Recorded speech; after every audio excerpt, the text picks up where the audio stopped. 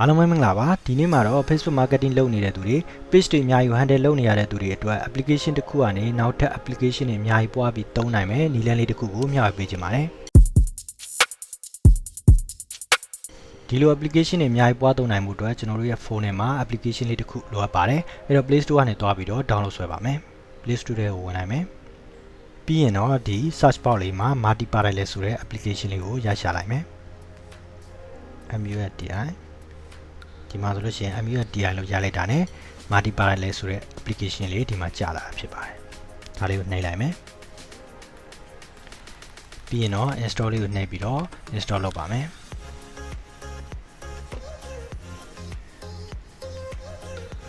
ပြီးရင်တော့ဒီမှာသူ permission တွေတောင်းတယ်ပေါ့နော်ကျွန်တော်တို့ကအလုံးနှိပ်ပြီးတော့ permission ပေးလိုက်ပါမယ်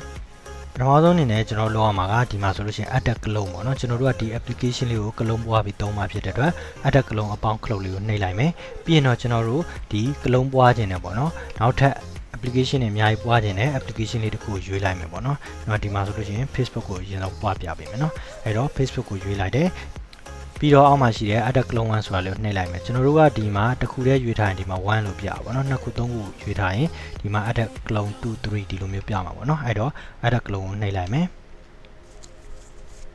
နှိပ်လိုက်တဲ့အခါမှာကျွန်တော်တို့ဒီ software ကြော်ညာလေးတွေကြားတယ်ပေါ့နော်အဲ့တော့ကျွန်တော်တို့ဒီညာဘက်ထောင်မှာရှိတဲ့အမှားချက်ကလုံးလေးကိုနှိပ်ပြီးတော့ကြော်ညာလေးကိုပိတ်လိုက်မယ်ကျွန်တော်တို့ခုန Facebook application လေးကိုကလုံးပွားခဲ့တာဖြစ်တဲ့အတွက်ဒီမှာပေါ်လာတာဖြစ်တယ်နော်ဒီဟာလေးကကျွန်တော်တို့ဒီ application ထဲမှာပဲပေါ်တာဖြစ်တဲ့အတွက်ကျွန်တော်တို့ရဲ့ home screen ထဲမှာပေါ်ဖို့အတွက်ကျွန်တော်တို့ဒီ Facebook application လေး icon လေးကိုဖိနှိပ်ထားလိုက်မယ်ပြီးရင်တော့ဒီမှာ create shortcut ဆိုတာလေးကိုနှိပ်လိုက်ပါမယ်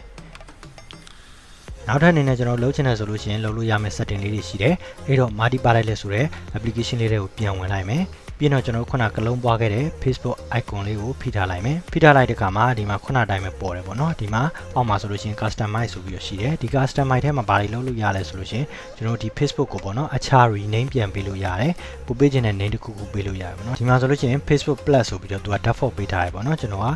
plus ဆိုပြီးတော့ပြောင်းလိုက်မယ်ပြီးရင်တော့ဒီမှာကျွန်တော်တို့ကဒီ Facebook icon လေးကိုကိုကြိုက်သလို saturation လေးတွေ lighting လေးတွေကိုကိုကြိုက်သလိုချိန်ပြီးတော့ icon လေးကိုအရောင်လေးတွေချိန်လို့ရတယ်ပေါ့နော်ဒီလိုမျိုးလေးလုပ်လို့ရတယ်ဒီကောင်တော့သူ့ရဲ့ဒီ 𝚘𝚊𝚗𝚗 ထဲမှာပဲအရောင်ပြောင်းသွားမှာပေါ့နော်ကျွန်တော်တို့ home screen ထဲမှာပြောင်းမှာမဟုတ်ဘူးဒီမှာဆိုလို့ရှိရင်ကျွန်တော် saturation လေးကိုနှိပ်လိုက်မယ်